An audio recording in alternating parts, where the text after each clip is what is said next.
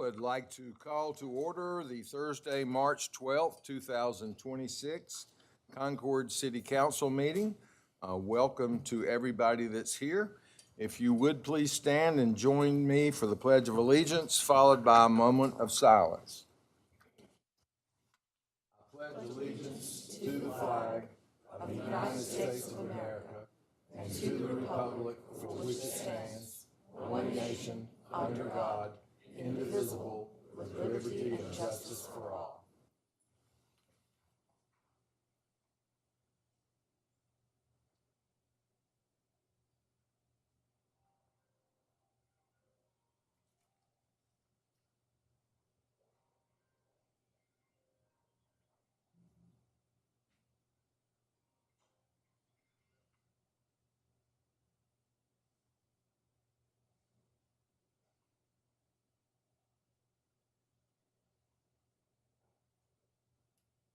Thank you.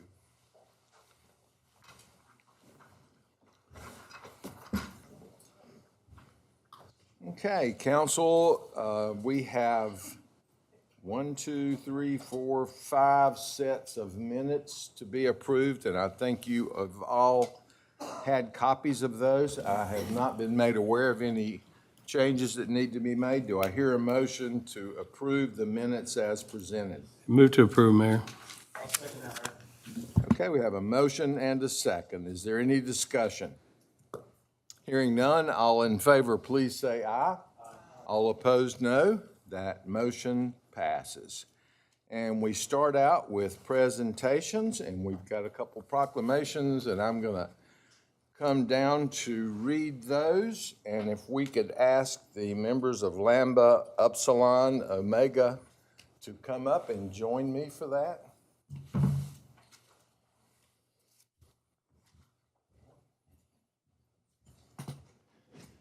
Thank you.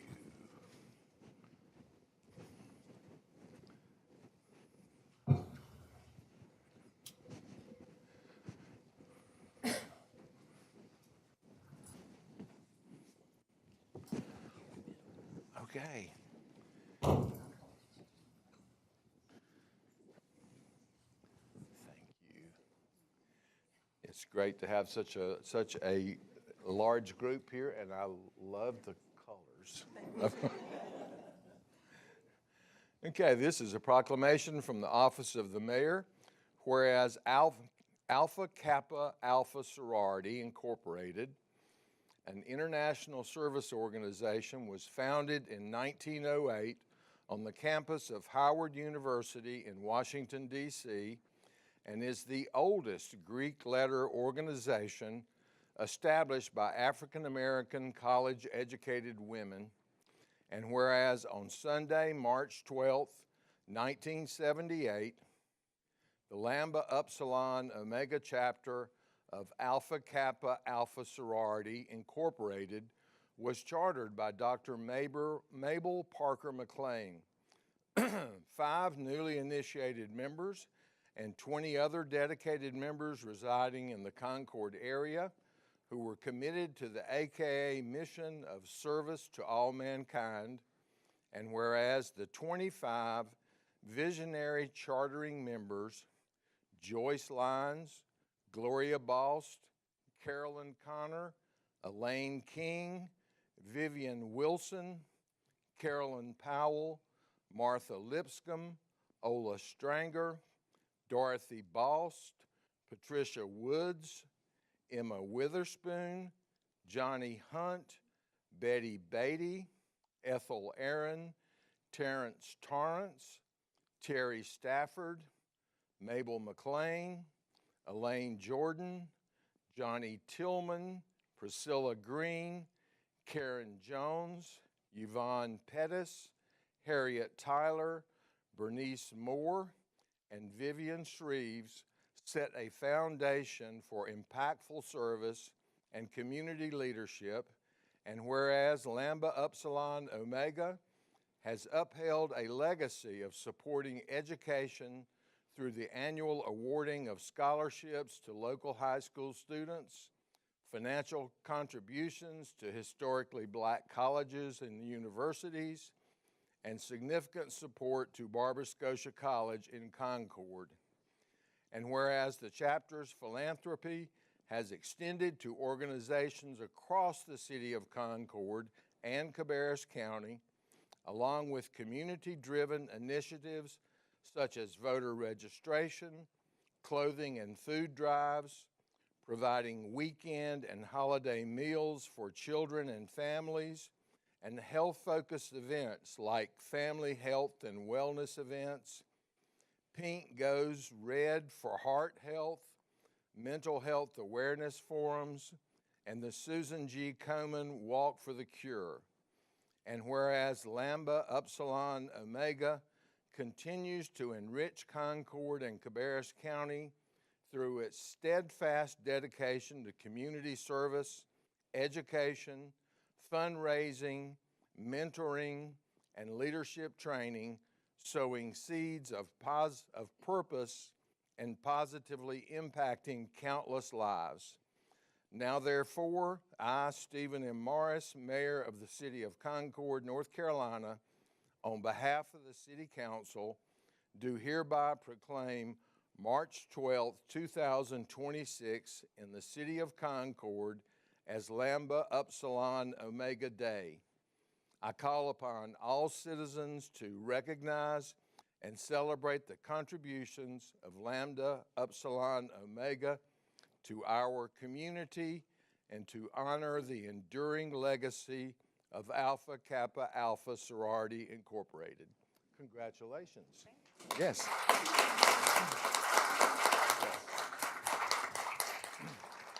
Do you have some words you would like to say?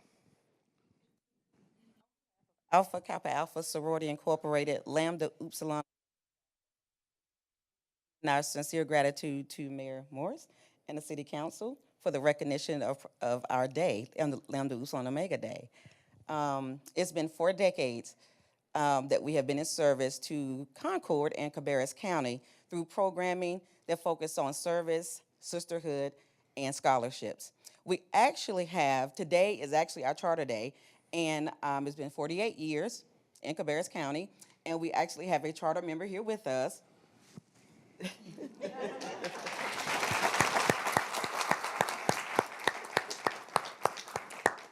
So through our legacy and our membership impact, we will continue to stay in service to all mankind. Thank you. Thank you very much. I also want you to make note of the fact that I wore a pink tie so we would match.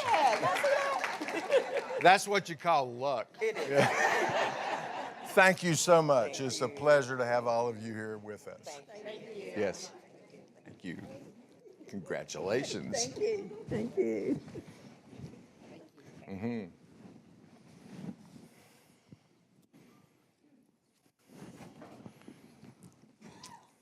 Okay, next up we have a proclamation, an additional proclamation, which I will read as follows. Whereas women of every race, class, and ethnic background have made historic contributions to the growth and strength of our nation in countless recorded and unrecorded ways, whereas this year's theme is Leading the Change, Women Shaping a Sustainable Future. This theme honors the women who have and are reimagining and rebuilding systems to ensure long-term sustainability, environmental, economic, educational, and societal, and whereas women have played and continue to play economic, cultural, and social roles in every sphere of the life of the nation by constituting a significant portion of the labor force working inside and outside of the home and of the volunteer labor force, and whereas women of every race, class, and ethnic background served as early leaders in the forefront of every major progressive social change movement and have served our country courageously in the military, whereas women have been leaders not only in securing their own rights of suffrage and equal opportunity, but also in the abolitionist movement, the emancipation movement, the industrial labor movement, the civil rights movement, and other movements, especially the peace movement, which create a more fair and just society for all. Now, therefore, I, Stephen M. Morris, Mayor, and the City Council of the City of Concord, North Carolina, do hereby proclaim the month of March 2026 as Women's History Month in the City of Concord and urge all citizens to observe this month with appropriate programs, ceremonies, and activities. So let's give a round of applause for all the women.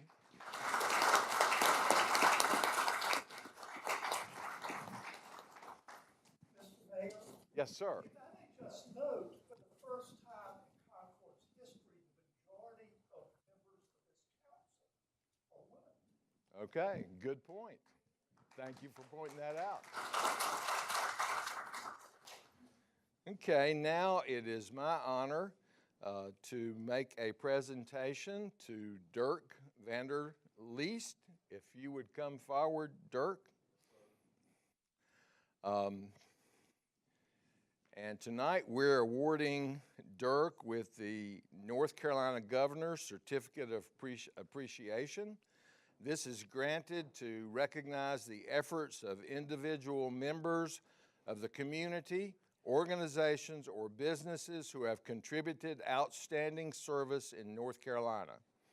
Mr. Dirk Vander Leest has been the aviation director for the City of Concord since August of 2017, and the impact he has had on the aviation department has been exemplary. His leadership has guided the airport through unprecedented growth, pre-COVID, through the tumultuous time through COVID, and now post-COVID recovery and growth. His mantras, we are ladies and gentlemen, serving ladies and gentlemen, which I think he credits to Ritz-Carlton, and first impression, last impression, have been ingrained in all aviation coworkers to provide all airport users, whether tenants, general aviation customers, or commercial passengers, the best service and best airport possible. During his tenure with the airport, the commercial airline service has expanded from one airline to 2 airlines serving 10 destinations, with the new airline opening a base at the airport and total passenger traffic increasing 51% in 2025 over 2024. ISBAH, International Standard for Business Aircraft Handling, was implemented and Stage 3 was achieved, making the airport one of the first municipally run airports in the nation to earn this highest certification. Multiple airport projects have been completed to rehab and strengthen all pavement areas of the airside, as well as the general aviation parking lots, in addition to kicking us off on the design of a new corporate hangar to be built in the next year, which is the first one to be built by the airport in nearly 20 years, just to name a few.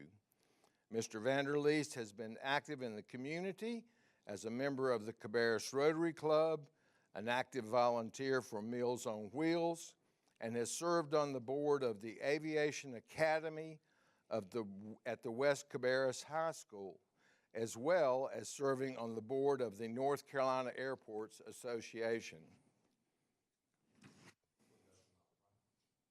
No, we got a little bit more. In addition to mentoring candidates for their final interview to earn their accredited airport executive credential through the American Association of Airport Executives, Mr. Vander Leest has been a huge proponent of our coworkers' personal, professional development and often encourages everyone to participate in conferences, seminars, and to earn various airport management credentials. In 2023, he himself became an accredited airport executive. This mentorship and encouragement has enabled aviation coworkers to advance into new opportunities within the department as well as the city. And it is my honor to congratulate you and present you with this award, which I will read from the state of North Carolina. Josh Stein, Governor, presents this certificate of appreciation to Dirk B. Vanderleest in recognition of dedication and outstanding service to the great state of North Carolina. Congratulations.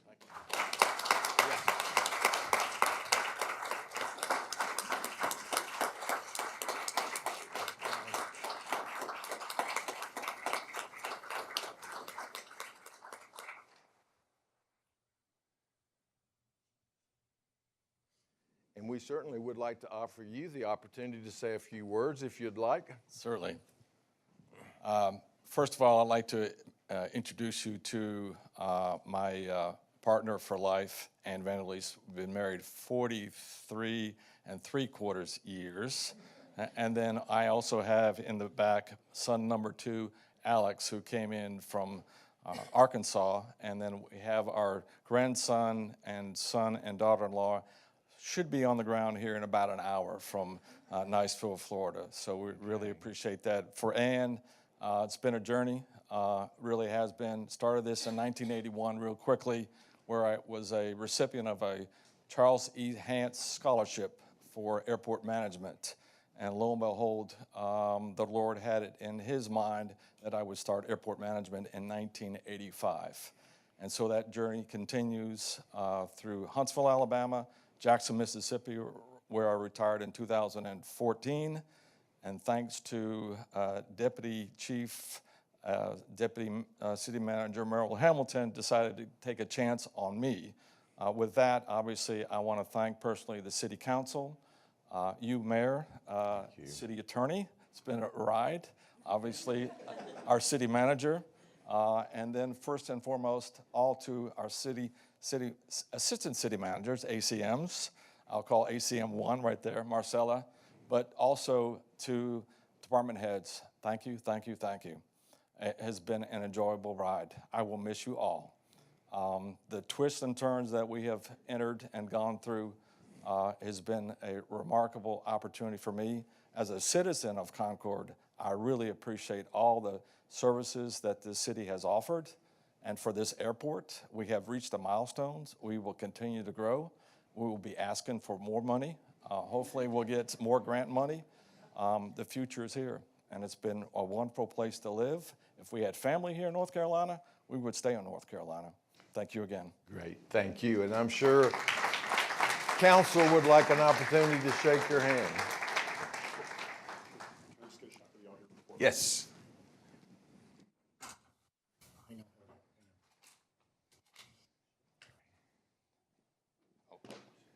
Hold on a second. Lindsay's out there. Yes.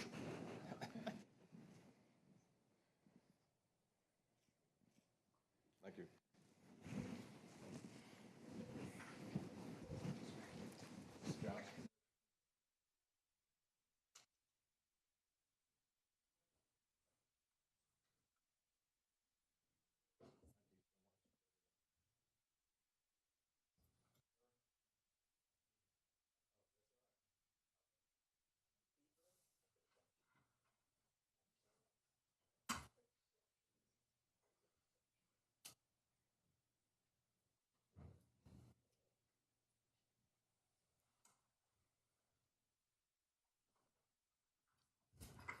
I did not want to put Dirk on the spot by asking if his other son was not here because of a flight delay.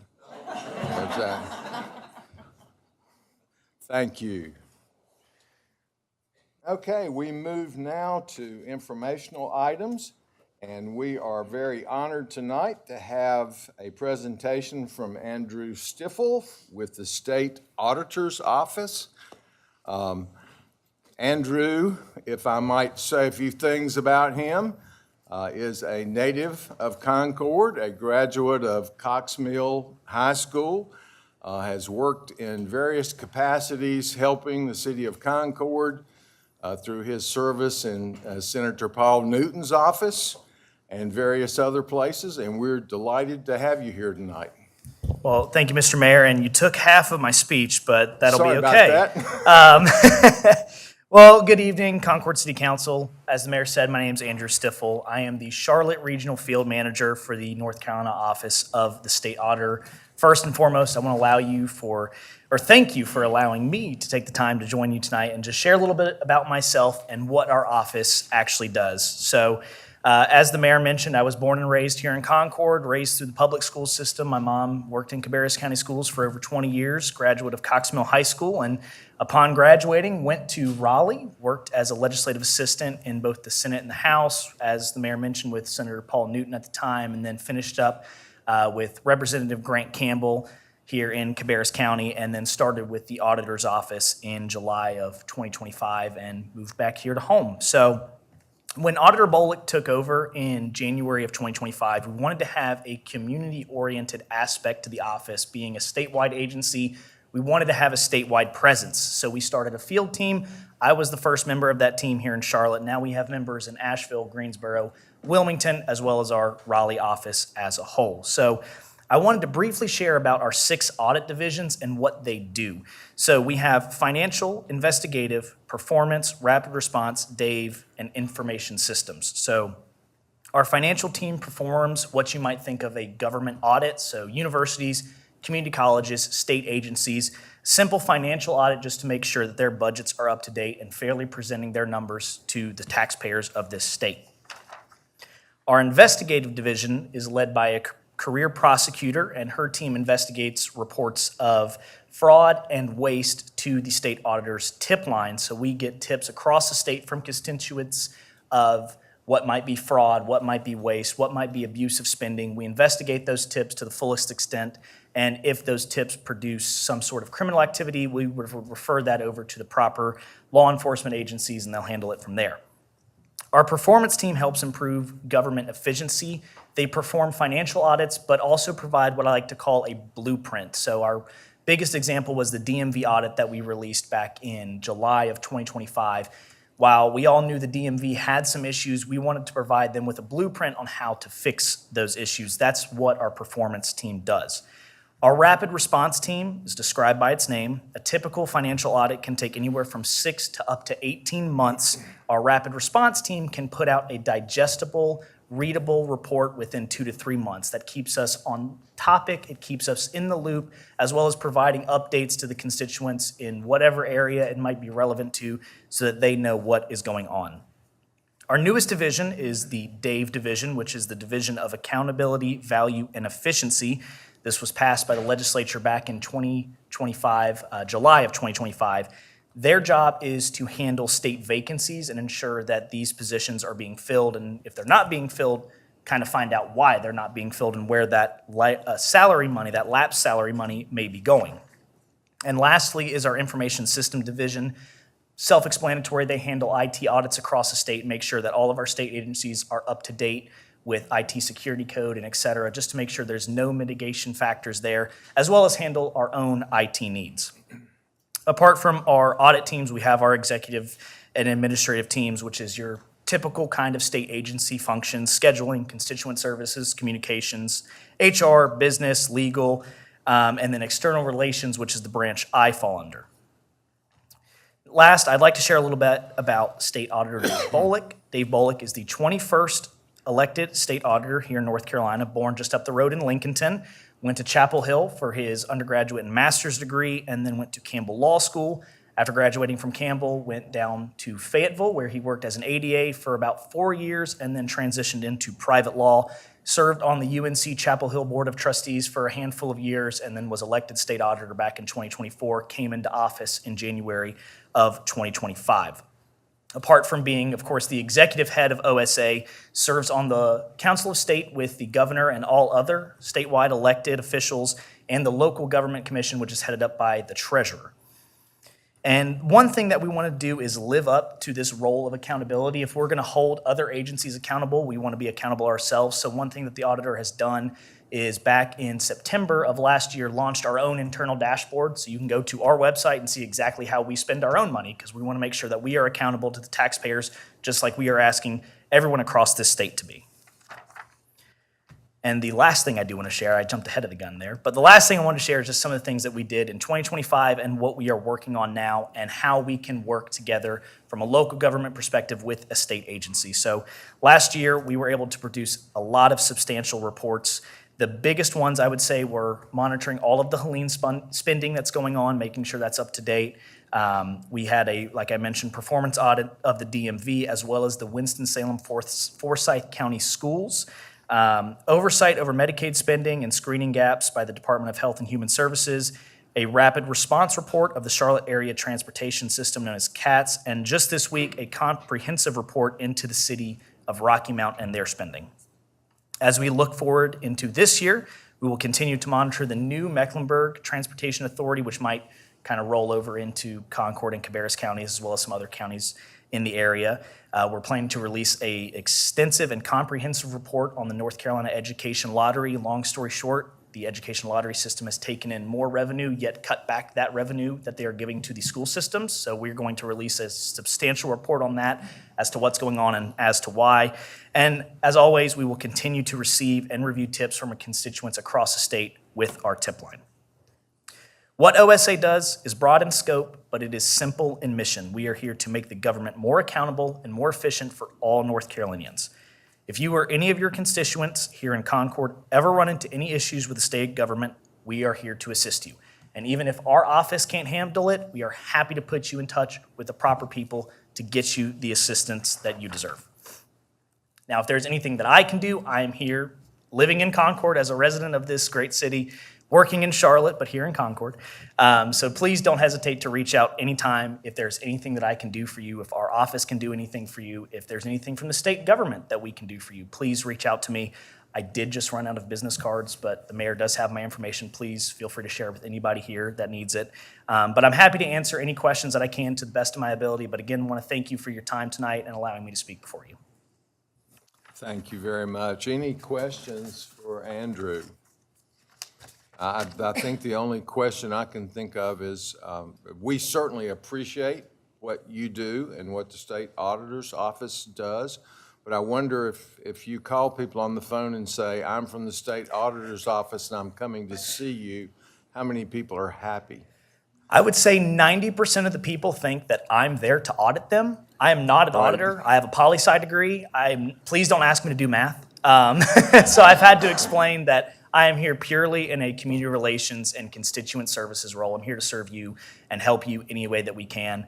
And a lot of people, even when we do audit them, they are responsible. They communicate well with us. And 90% of the people we deal with, they work well with us because I think a lot of people want to do well by their constituents, which is a good thing to see across the state. So. Yeah, and I'm sure that is true. And I think I asked that question in the spirit of, when you think of audit, you think of the IRS. Yes, sir. But, I'm not the feds.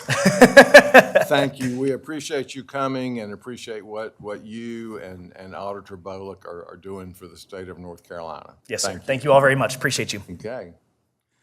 All right, next up, we have a progress update on the Church Street Corridor Plan, and I'll call on the city manager. Thank you, Mr. Mayor. So I asked Kaylee Caton, our design manager out of the planning department, to come forward and provide this update to council this evening.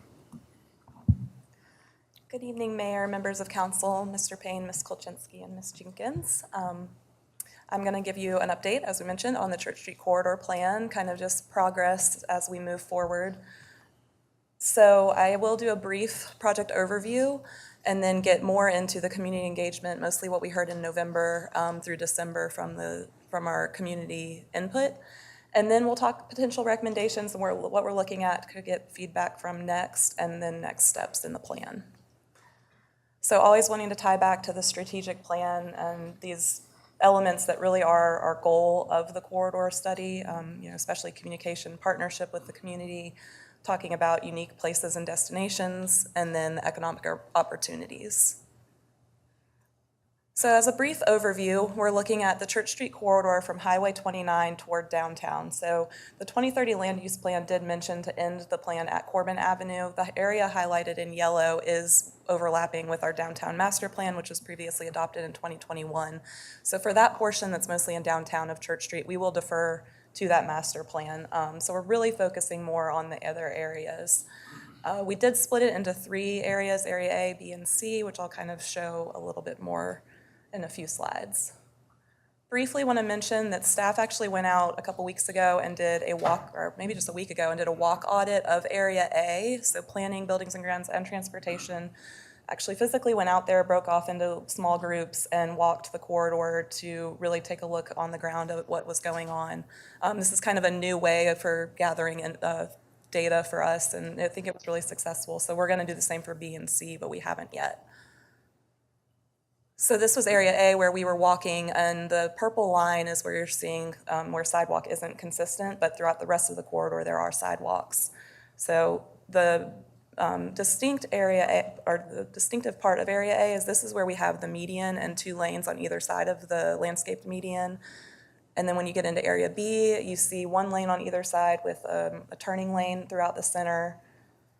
And then Area C, as you get closer to downtown, is just that 1 lane on either side. So the cross section in each of these sections is a little bit different, and then sort of the nature of the area is different. Briefly talk about zoning districts and future land use. So that commercial corridor is consistent until you get into Center City, surrounded by residential, and then the future land use, you see commercial from 29 to about Oakwood Cemetery, and then it moves into mixed use activity center toward downtown. Looking at our schedule, we've got started on this last year, kind of going through a lot of data collection, mapping, analysis into that community-led vision, and that first community meeting in November with an online survey, presenting to you guys just to kind of give you an update of where we are, and before we go back to the community with what we've heard and trying to move forward toward that final plan. So talking about the open house, we had it along the corridor as we usually try to do for these plans. So it was at the Nook. It was on November 19th for about 2 hours, and we feel like we had a really good attendance at that meeting. There was also a virtual survey component that was open, so anyone that couldn't attend could still provide input. A couple photos.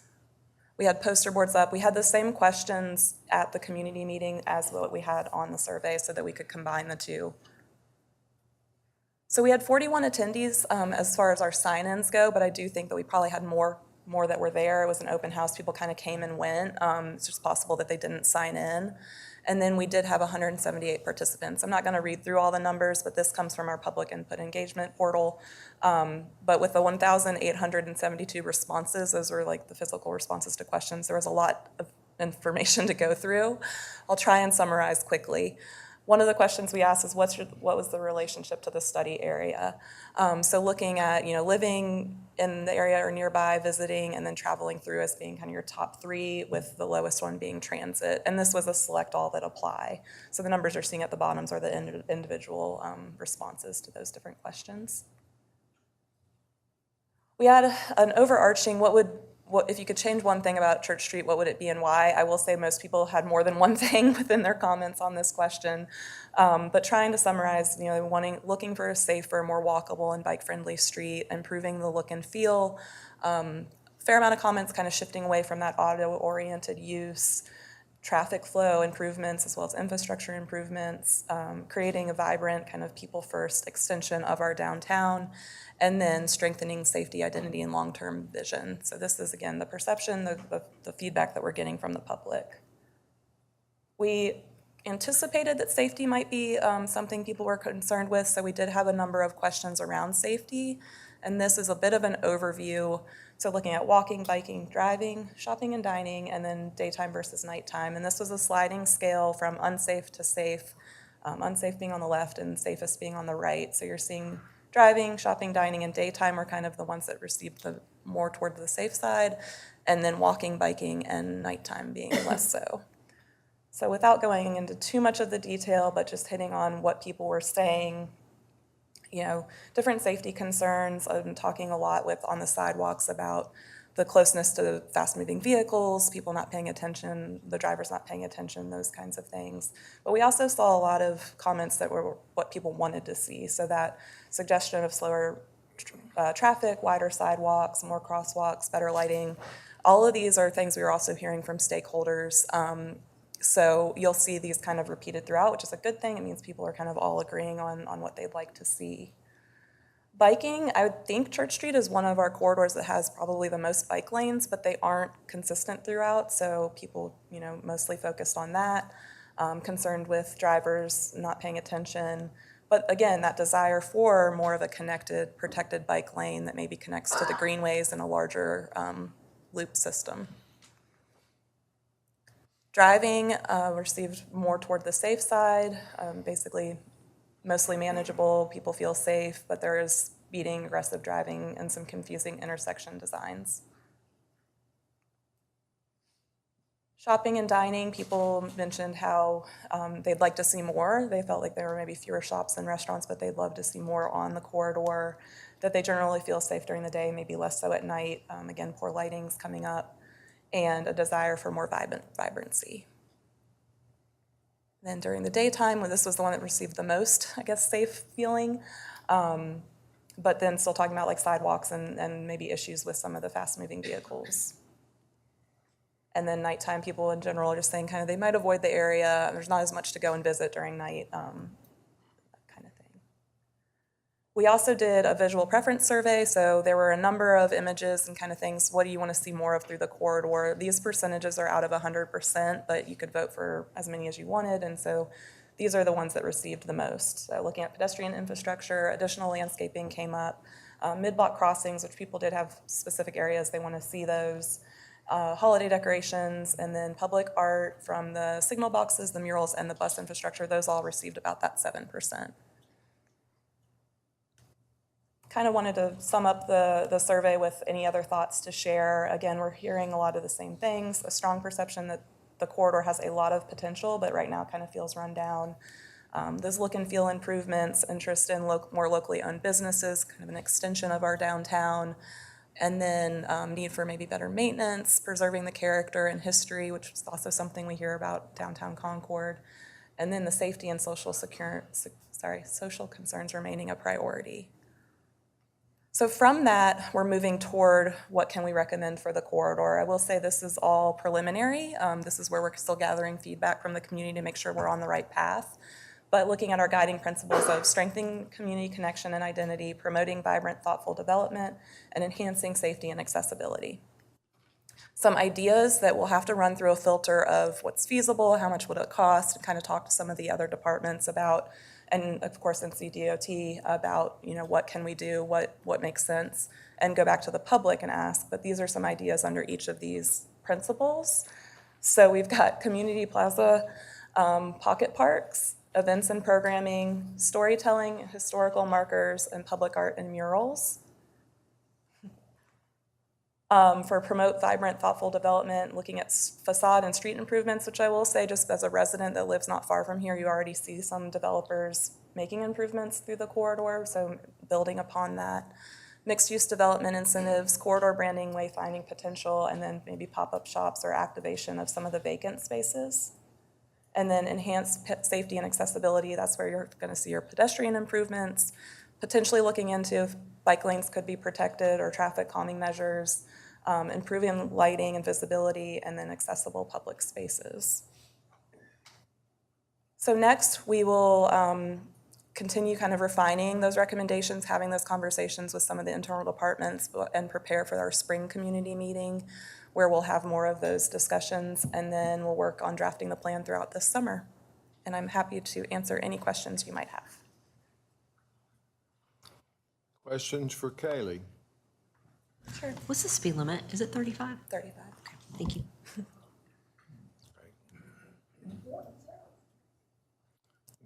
Thank you very much. Thank We you. appreciate that report. Sure. And that work. Okay, next up, we have a Parks and Recreation bond update. Thank you, Mr. Mayor. So Jay, our Deputy Director in Parks and Recreation, is going to come up and give this month's update to council. Okay. Good evening, Mayor, members of council, Ms. Koczynski, Mr. Payne, and Ms. Jenkins. Happy to give the March update for our park bonds. And as we have in the past, just giving you a quick update on the financial slide. The only difference from last month is in investment earnings that we had an increase of $87,483. For our completed bond projects, so far we have the Academy Gibson McGinnis Aquatic Center in Dorton Park.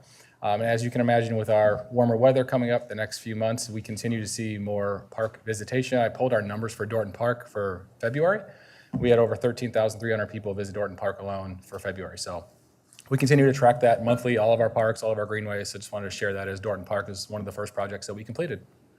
For our current projects under construction, we'll start with Marvin Caldwell Park. Some changes that we've seen from last month is we continue to see work on the amphitheater, including the slab and the stairs, continuing working on sidewalks and curbing throughout the park, including our baseball fence posts that were installed, which you see on the top right picture that shows the framing for the baseball field. Over the next 30 days, we'll see more curbing. The ground level for the basketball courts will be installed, more sidewalks, as well as the base level for additional servicing that's going to go in for other amenities. And we're still on pace for scheduled opening for the summer. We've received a lot of calls actually this week alone, but targeting summer is still on pace for that and looking forward to getting that opened for the splash pad specifically, since I know a lot of people are asking about that. For our next project for J.E. Jim Ramsar Park, construction continues. We did complete the water tap installation this week. We did that in conjunction with spring break since school was out of session. And then we continue to see storm drain installation, as well as grading continues, and we're on pace for summer of 2027 for opening for this park. For Academy Gibson Athletic Fields, you'll see a lot of changes this month for that. We did start the turf installation last week, so the top bottom was our aerial shot of them the first day they started laying the turf, and then they continued more turf work the next few days, and you'll start seeing some of the lines go down. As I was pulling out of the parking lot this evening, they're actually putting down the logo right now for the center field, which looks great. It wasn't done yet, so I didn't get a picture of it, and I had to get the slides ready, but we'll have that ready for you to see next month.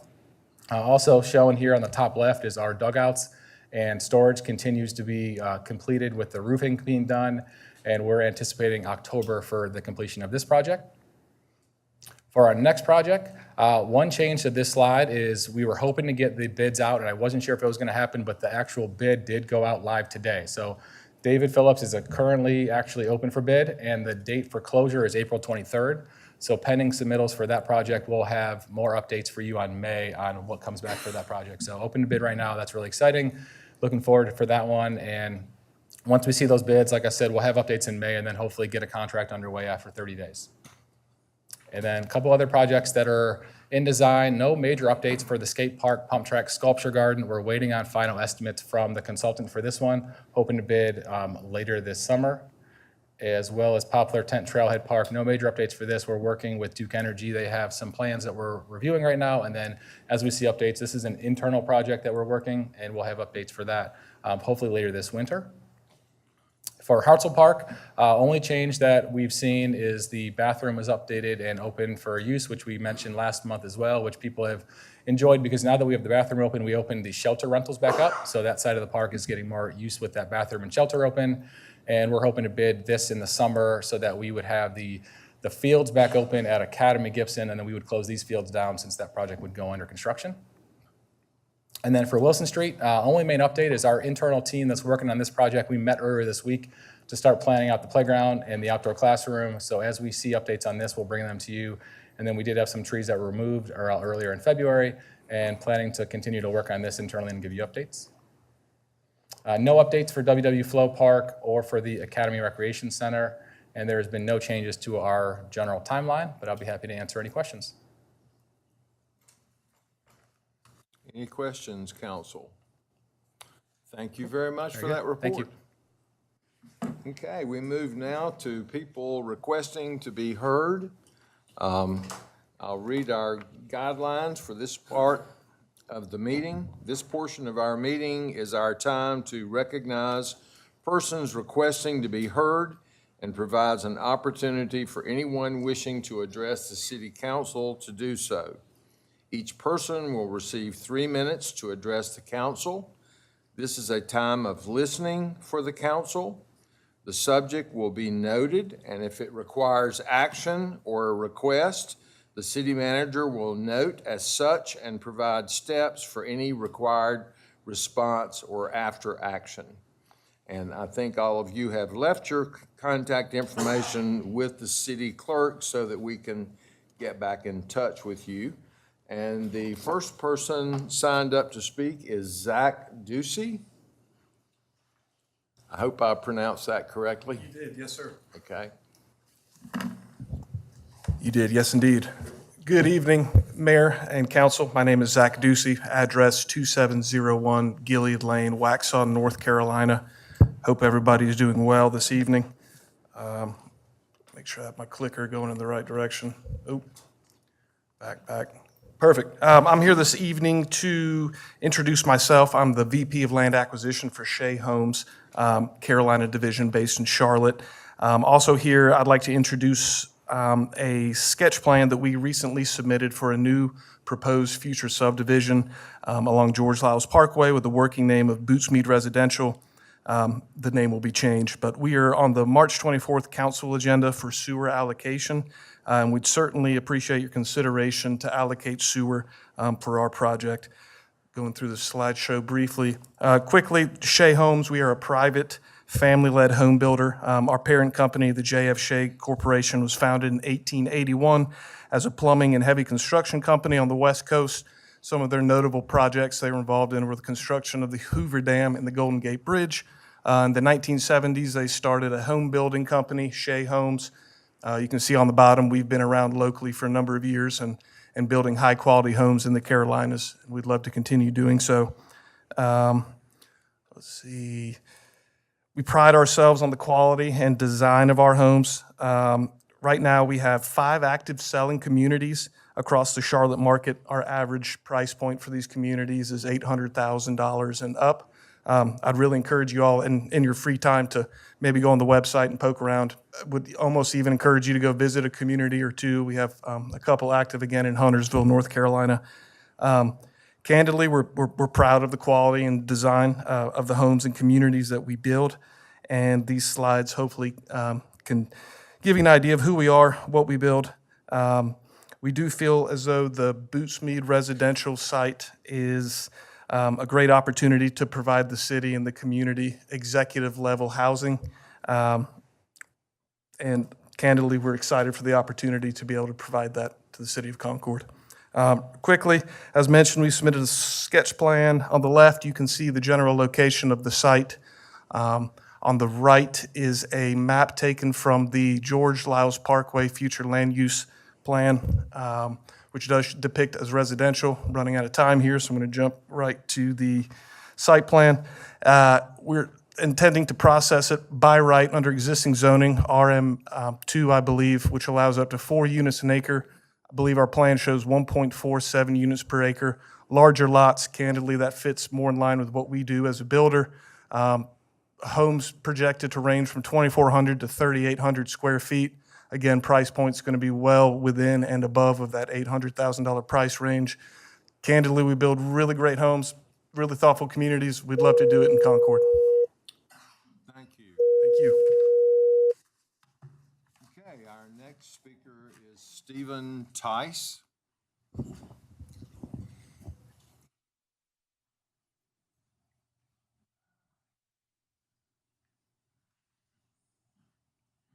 Good evening. Welcome. Stephen Tice, 126 Arlington Avenue Southeast in Concord. Mr. Mayor, council members, Mr. Payne, Ms. Kolchinsky, Ms. Jenkins, I'm here tonight to speak to you about an application that's coming before you at this month's sewer allocation meeting. It's for the 1620 Union Street South location, better known to most as the former Gianni's location. We've secured a tenant that currently operates a restaurant, a successful restaurant in Cramerton, North Carolina, and he is signed on to take over this location as well. He's going to be drawing on his steakhouse roots, though, for this concept, spoiler alert, and operate breakfast and lunch and dinner. Breakfast and lunch will be more of a casual concept, and then he's going to pivot to a steakhouse and a tapas concept in the evenings for dinner. I do believe that this will be a continued strong catalyst for our downtown and a draw, and hopefully we can get your approval for the application. And if you have any questions, just reach out to me, and either myself or Eddie, the operator, will be happy to answer them. Thank you. Thank you. Okay, next is Katie Bradley.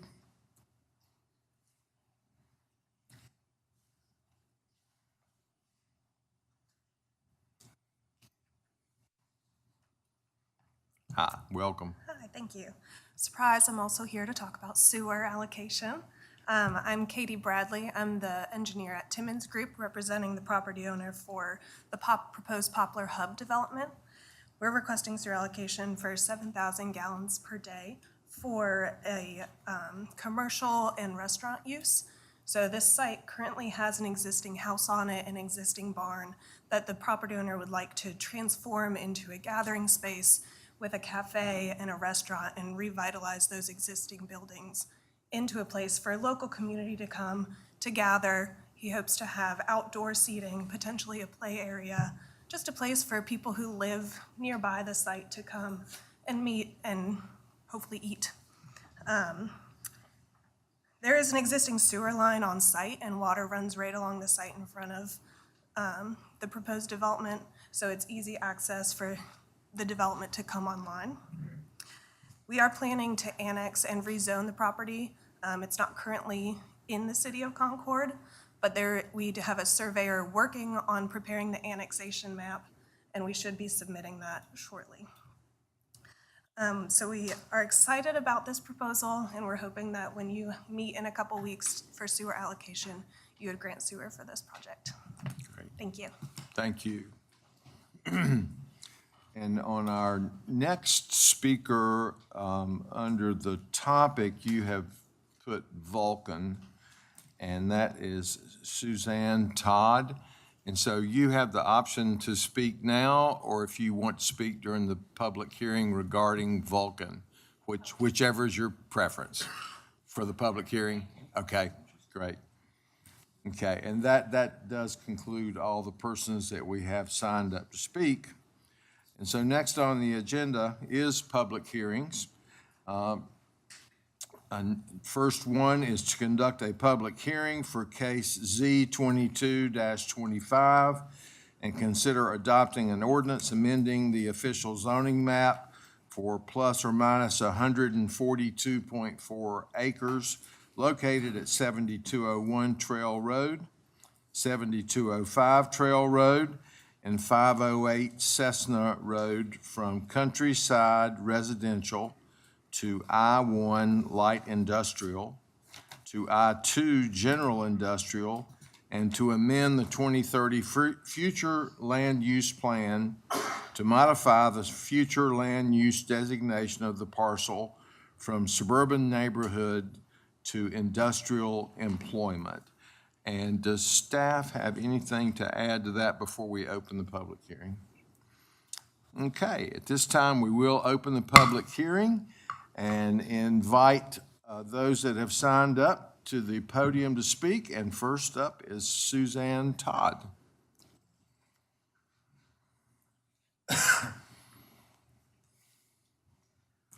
Good evening, Mayor Morris, Council. Suzanne Todd, 1065 East Moorhead Street in Charlotte, North Carolina. We're simply here really to answer any questions that you might have. As you may know, the Planning Commission did unanimously recommend approval of the rezoning of these properties. There are 4 parcels from I-1 and Countryside Residential, which was a Cabarrus County zoning, to I-2, and that would necessitate a change of your land use plan.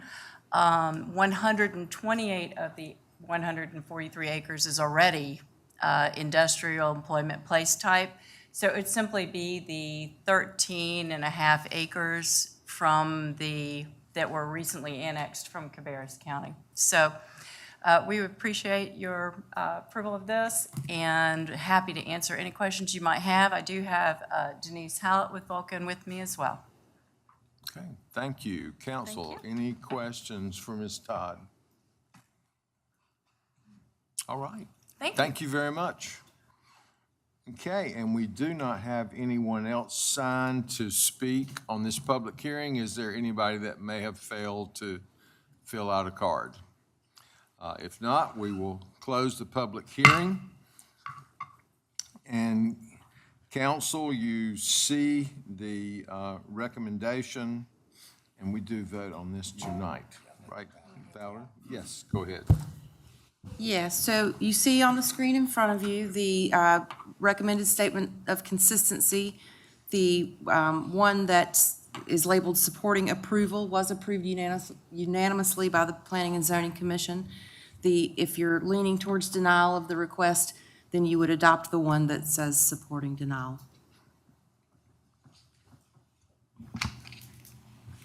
Yes, sir. I was going to make a recommendation. Mayor, I move that we adopt the supporting approval for the statement of consistency. Okay, we have a motion and a second. Is there any discussion? Okay, all in favor, please say aye. All opposed, no. That motion passes. Thank you. So we do have two more steps on this one. The next step would be to approve or deny the zoning map amendment. Make a motion that we approve the zoning map amendment as presented. And I'll second that. Okay, we have a motion and a second. Any discussion? All in favor, please say aye. All opposed, no. That motion passes. And then the final step is to approve or deny the land use plan amendment.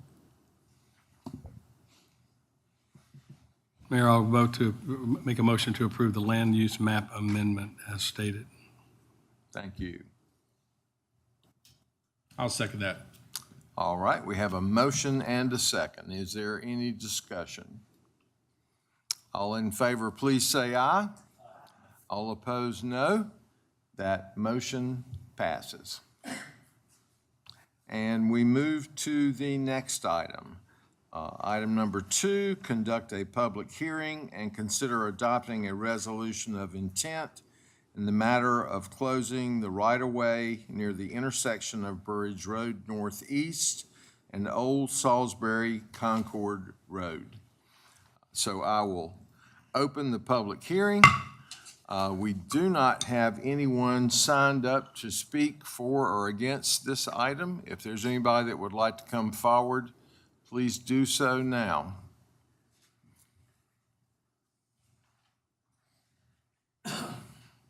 Welcome. Hello. Didn't know I needed to sign up. Sorry. Well, you're good. Jeff Eisenhower, 6425 Mount Olive Road, Concord. I'm the owner of Rocks Properties, and Rocks Properties owns 10 acres behind the Food Line and Brent Shoe Shopping Center, and on the other side, Burridge Road. The intent is for this 10 acres to become a church development in conjunction with Grace Global Methodist Church. Grace Global Methodist Church has purchased the AG South building there along Old Salisbury Road, and all this property is contiguous. So we're asking to close these easements that were made many years ago by an owner, I think in the 50s, that had an idea he might develop it and then never did. Any questions? Okay, any questions for Mr. Eisenhower? All right, thank you. Okay, is there anyone else that wishes to speak on this item? If not, we will close the public hearing. We're going to do both of these together? No, they're separate. They're separate, so do we have the same steps, or do we just make a motion to approve? Yeah. Okay, council, and so you see the recommendation on your agenda. So at this time, I would entertain a motion to adopt a resolution for the closing of the right-of-way near the intersection of Burridge Road Northeast and Old Salisbury Concord Road. Motion to adopt. Okay, we have a motion. Do I hear a second? I'll second that, Mayor. Okay, we have a second. Is there any discussion? Okay, all in favor, please say aye. All opposed, no. That motion passes. And we move to the next, which is item number 3. This is to conduct a public hearing and consider adopting a resolution of intent in the matter of closing the right-of-way north of the intersection of Burridge Road Northeast and Old Salisbury Concord Road. And I will open the public hearing. We do not have anybody signed up to speak. I think Mr. Eisenhower mentioned this is the second part of the item that he discussed. Is there anybody else that would wish to speak on this matter? Okay, seeing no one, we will close the public hearing. Council, I would entertain a motion to adopt a resolution of intent in the matter of closing the right-of-way north of the intersection of Burridge Road Northeast and Old Salisbury Concord Road as has been described. Motion to adopt. I'll second that. Okay, we have a motion and a second. Is there any discussion? All in favor, please say aye. Aye. All opposed, no. That motion passes. Thank you. Okay, next up, we have consideration of authorizing the city manager to execute change order number 1 on the North Apron roadway project at Concord Paget Regional Airport. We talked about this at the work session on Tuesday. Are there any additional questions, or does staff have anything to add? Okay, in that event, I would entertain a motion to authorize the city manager to execute the change order number 1 for $298,425 and to approve the budget amendment which is attached. Move to approve, Mayor. Okay, we have a motion and a second. Is there any discussion? All in favor, please say aye. All opposed, no. That motion passes. Next up is consider awarding a bid and authorize the city manager to execute a contract with Williams Electric for the construction of a new 100 kilovolt transmission line down Rock Hill Church Road. We heard from Caleb on this item on Tuesday also. Are there any additional questions? Hearing none, I would entertain a motion to award a bid in the amount of $3,009,021 and to authorize the city manager to execute a contract with Williams Electric for the construction of a new 100 kilovolt transmission line down Rock Hill Church Road. I'll make that motion, sir, that we execute that contract with Williams Electric. Okay. We have a motion and a second. Is there any discussion? All in favor, please say aye. All opposed, no. That motion passes. Item number 3, consider authorizing the city manager to negotiate and execute a contract with Bionomic Services Incorporated to line 19,974 linear feet of sewer lines and the rehabilitation of 53 manholes. I think we all enjoyed the video that was shared with us after the description on Tuesday, showing how that process works. Does anybody have any additional questions?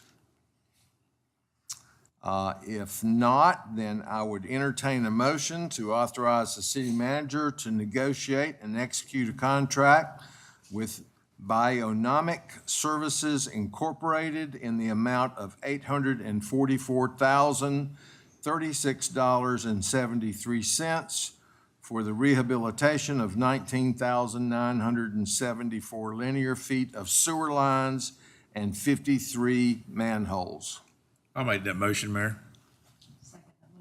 Okay, we have a motion and a second. Any discussion? All in favor, please say aye. All opposed, no. That motion passes. Next up is to consider adopting changes to City Code Chapter 62, Water and Wastewater Utilities. Once again, we had extensive discussion about this on Tuesday. Does anyone have any questions? Hearing none, I would entertain a motion to adopt changes to the City Code, Chapter 62, Water and Wastewater Utilities.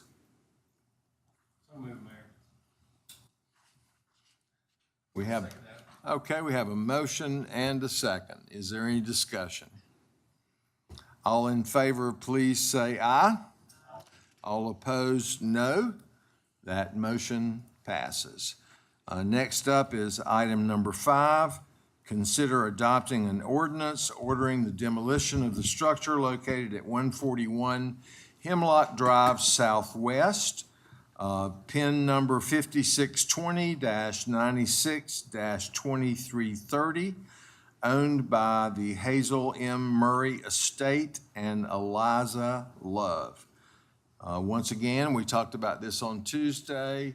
Valerie provided us with some history on the property, and Chief Hughes gave an explanation as well. Does anybody have additional questions? Okay, hearing none, I would entertain a motion to adopt an ordinance ordering the demolition of the structure located at 141 Hemlock Drive Southwest in Concord, North Carolina. So moved, Mayor. I'll second that, sir. Okay, we have a motion and a second. Any discussion? All in favor, please say aye. Aye. All opposed, no. That motion passes. Item number 6, consider approving the demolition of 372 and 374 Lincoln Street Southwest. Mary Carr talked to us about this on Tuesday night and explained quite a bit as to the steps that we've had to go through with the insurance company, with HUD, and various other regulations, and finally have the opportunity to correct this situation. Does anyone have any comments or questions? Okay, hearing none, then I would entertain a motion to approve the demolition of 372 and 374 Lincoln Street Southwest. So moved, Mayor. Okay, we have a motion and a second. Any discussion? All in favor, please say aye. Aye. All opposed, no. That motion passes. Item number 7, consider authorizing the city manager to execute an amendment to the on-call traffic signal equipment and associated construction maintenance contract for the construction of a traffic signal at the intersection of Bruton Smith Boulevard and John Q. Hammonds Drive Northwest, and approve the attached budget ordinance to appropriate funds from developer contribution funds. As we talked about on Tuesday, this is being funded by the developer, and it is a pass-through to the city to administer that. Does anyone have any additional questions? Okay, in that event, I would entertain a motion to authorize the city manager to execute an amendment to the on-call traffic signal equipment and associated construction maintenance contract in the amount of $494,222.80 for the construction of a traffic signal at the intersection of Bruton Smith Boulevard and John Q. Hammonds Drive Northwest, and to approve the attached budget ordinance to appropriate funds from developer contribution funds. Mayor, we'll move for approval on that. Okay. All righty, we have a motion and a second. Any discussion? All in favor, please say aye. All opposed, no. That motion passes. Next up is item number 8. Consider adopting a resolution concerning the approval of the execution and delivery of an installment financing contract with Atlantic Union Public Finance Incorporated in order to obtain funds to pay the cost of the acquisition of various fire trucks and related equipment, and the granting of a security interest and allowing the officers of the city to execute the installment financing contract and to take other actions to implement the financing. And we heard from Leslie Reeder about this on Tuesday. Does anyone have any questions?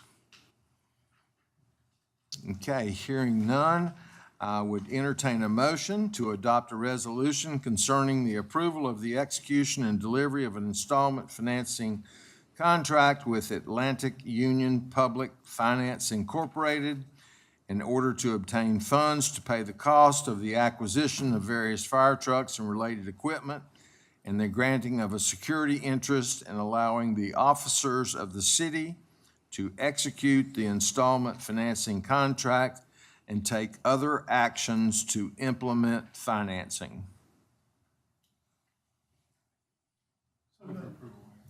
Okay, we have a motion and a second. Is there any discussion? Hearing none, all in favor, please say aye. All opposed, no. That motion passes. Next up is item number 9. Consider allocating sewer 5,000 gallons per day to Custom Ingredients Incorporated, doing business as Custom Flavors. Once again, we talked about this on Tuesday night in regard to the circumstances surrounding this sewer allocation, which was part of a economic development grant that we had not finalized the rules on, which in the next item on our agenda corrects that situation. Is there any discussion or questions?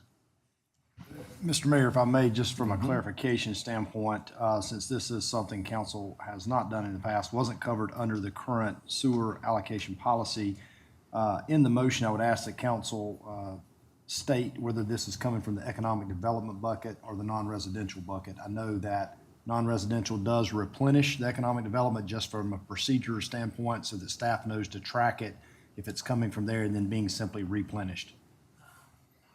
Yeah, Valerie and I talked about this too. I think it should come from the economic development bucket, and she agrees since the next item, we're gonna tighten this up.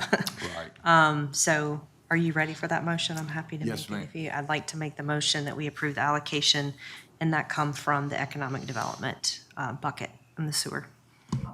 Great. Okay, we have a motion and a second. Is there further discussion?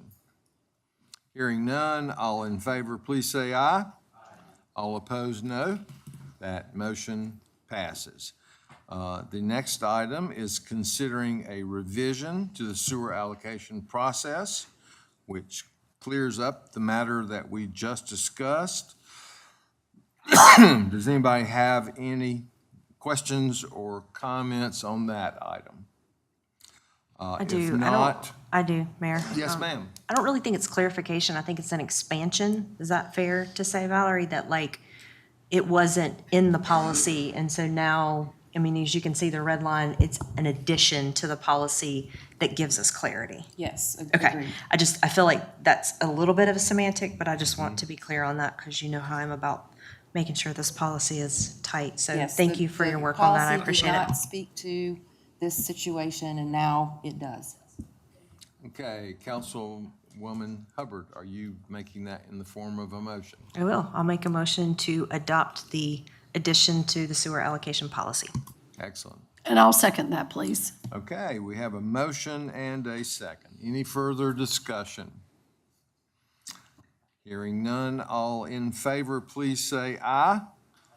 All opposed, please say no. That motion passes unanimously. Next up is item 11, consider adopting changes made to the mayor and city council operating principles document. Once again, we went over this extensively. I think it's up on the screen on Tuesday night as well. Many of these are grammatical changes and capitalization, et cetera. Does anybody have any questions or discussions on this item?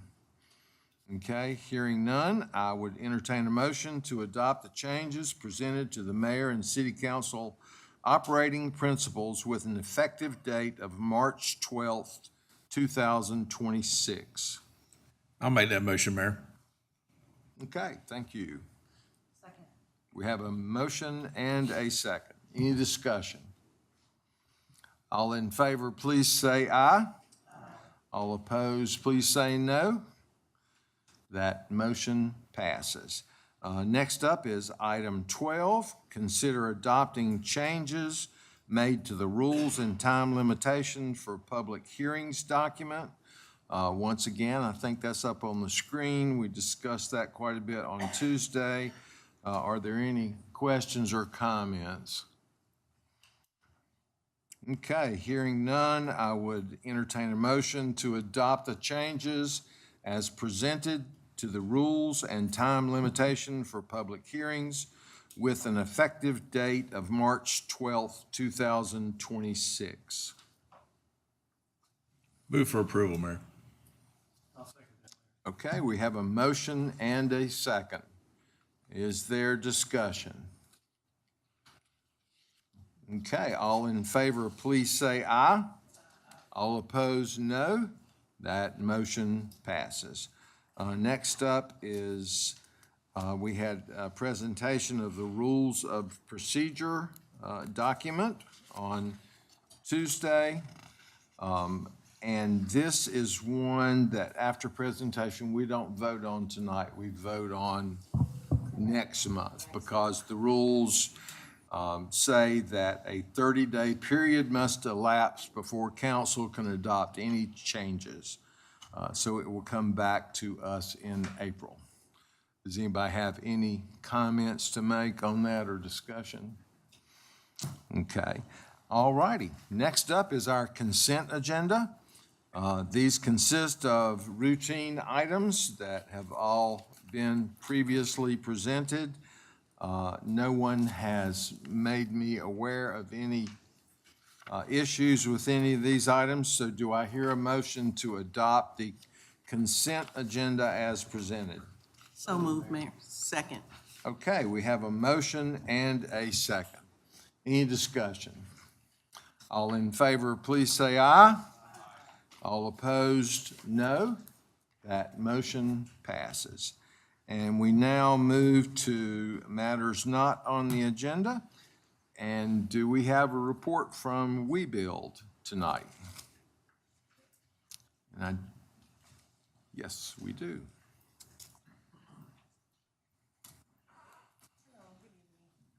Good evening. Good evening, everyone. Good evening, Mayor Morris, City Council members, Mr. Payne, Ms. Kolinsky, I hope I'm saying that right. Kolchinsky, okay, and Ms. Deason. Okay. My name is Chauncey Rankin. I am the Asset Resident Manager with WeBuild Concord. Dr. Graham and WeBuild are being honored by the Q City Metro this evening, and he is in attendance. So I will provide the following report. Fair Housing Month comes early. WeBuild Concord has launched the Fair Housing Month Comes Early campaign for Lincoln Street townhomes and other properties for other properties through the end of April. WeBuild and local and state partners may provide stackable down payment assistance up to $182,500, the largest available to our residents. With lower interest rates and increased down payment assistance, qualified buyers can purchase homes with household incomes as low as $35,000 per year. This is the lowest income threshold in our history. After our Realtor event last week, we had 38 applicants. As of Monday, we have applying for the 13 homes that we have available with the Lincoln Street townhomes. Malvern Street project. Next month, WeBuild Concord will issue a request for proposal for the 4 single-family homes at our 366 Malvern site. The sanctuary, which is Kerr Street Baptist Church. This project will be completed by May, and we will begin our pre-leasing in April. A ribbon cutting ceremony is scheduled for late May or early June. We will keep the council and committee posted. Corbin Street Cottages, we are finalizing the site plan drafted over the next weeks. Repositioning project. We have signed a new committed letter for the City Housing Authority reposition project. All the projects are scheduled for the next fiscal year. If you have any questions, I'm here to answer them. If I don't know them, I'll write them down and I'll get back to you. Right. Any questions? I just want, and I know you're filling in for Dr. Graham, so, and I can reach out to him as well, but I'm just not clear on what was said about the repositioning project. Yeah, we signed a new commitment letter for the city housing authority. They're doing a reposition project, and so we signed so we can have land built during that. All right, I'll follow up. Thank you. I can get back to you and ask more details All about it, right, but. thank you. Any other questions? All right, thank you. Okay, and I think we have a report from the Public Art Commission tonight. Welcome. Good evening, everybody. Let me make sure I know how this thing works. Okay. I'm here to present the Public Art Commission's annual work plan for the upcoming fiscal year.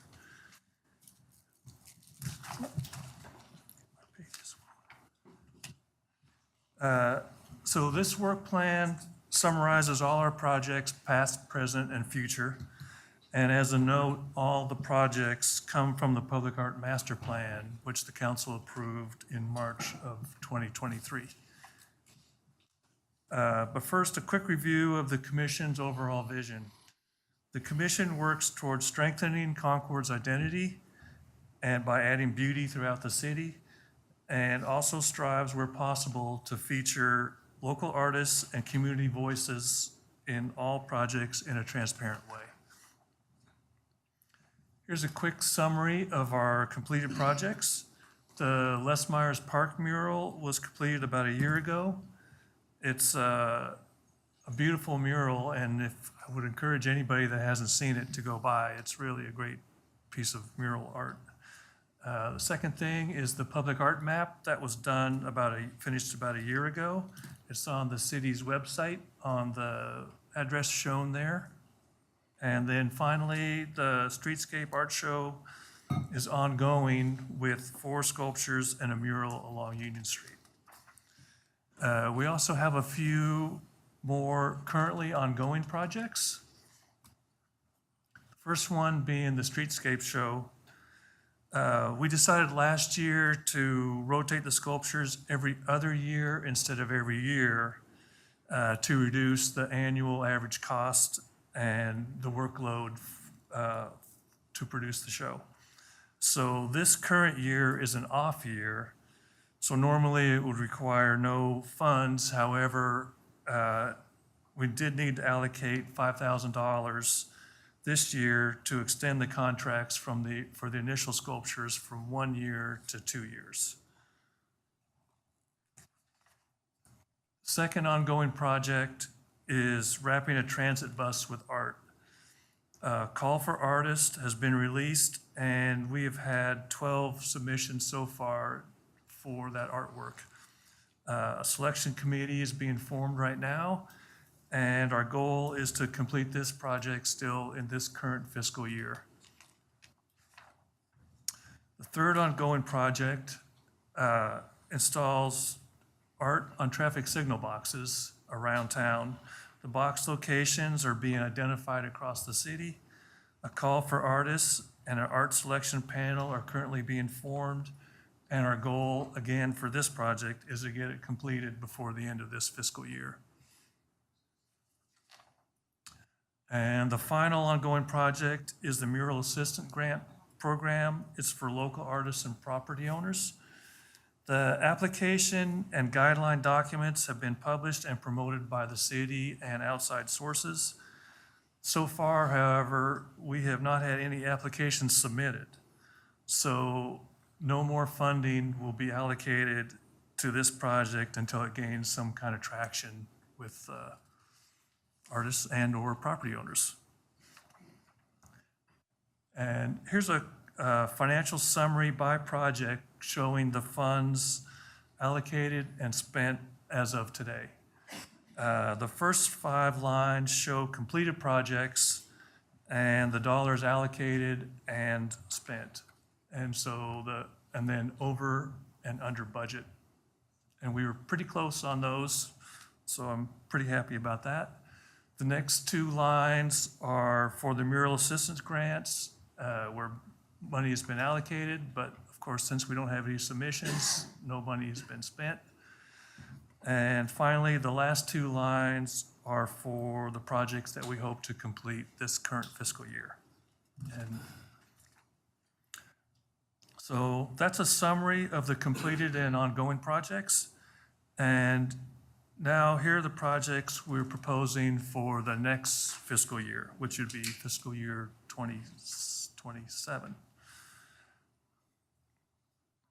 First project is to, of course, continue the streetscape show. This would replace the current sculptures with a new round of sculptures and add 2 new locations near downtown for 2 more additional sculptures. This proposal requests $17,500, which would pay for 2-year loans for all the sculptures and any contingency expenses. And I'll note also that this project, therefore, with that, would not need any additional funding in the following fiscal year, which would be 28. Second project is a permanent mural somewhere in the city. We've looked possibly into some place in Dorton Park, but that's to be determined. And this project would follow the process, excuse me, that we followed in Les Myers Park for that mural. And we're requesting $10,000 for this project, which is the same cost that we spent on the Les Myers Park mural. And then the final proposal begins a multi-year process for a large gateway mural on the George Liles overpass, that bridge where it overpasses Highway 29. And in the little picture, you can see kind of the space there. For this, we're requesting $2,500 as seed funding to begin the project. This would cover any possible initial expenses, such as printing costs, application fees, possibly hiring advisors, et cetera, that sort of funding. We realize this is a large project which would likely require outside funding, which would need to be raised at some point in the future. And that brings us to the total requested funding for the upcoming 3 projects in fiscal year 2027, which would be the $30,000. And finally, here are 2 long-term aspirational projects that we kind of have our eye on for sometime in the future. First one is a permanent installation, excuse me, at Ramsar Park.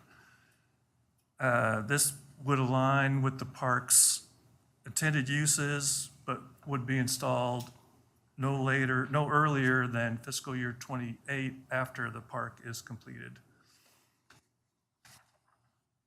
And the second aspirational project would be a wall-mounted art piece to serve as a gateway in the airport terminal. There's no timeline at this point for this project, and we realize outside funding would probably be required to complete this project also. And that's our annual work plan submitted for your approval. And if there's any questions or comments, I'd be happy to answer them. Yes, sir. I just want to thank you, Dawn, and the commission. Lots of hard work, lots of effort in this, and thank you very much for that. Thank you. I can't believe it was 3 years ago we voted for this thing. Yeah. That was, anyway, simply to encourage you in our conversations for your group to continue to look for other ways of funding this, other than just the city. And I know that you're looking into that, but we would really encourage to find some sponsors like the Gateway and the airport would be very useful. But anyway, very nice work. Thank you. We have, like you said, begun the conversation in how to raise other money, possible grants and that sort of thing. It's very preliminary, but it's on the radar.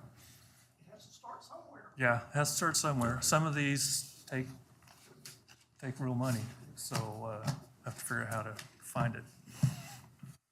Okay, any other questions or comments for Doyle? Well, thank you for what you do, and thank you for that report. Yeah, thank you. Very much. Thanks. Okay, we move now to general comments by council. Does anyone have anything they would like to share tonight? Hearing none, I do not think we have need of a closed session tonight. So at this time, I would entertain a motion to adjourn. Okay, we have a motion and a second. All in favor, please say aye. All opposed, no. We stand adjourned. Thank you.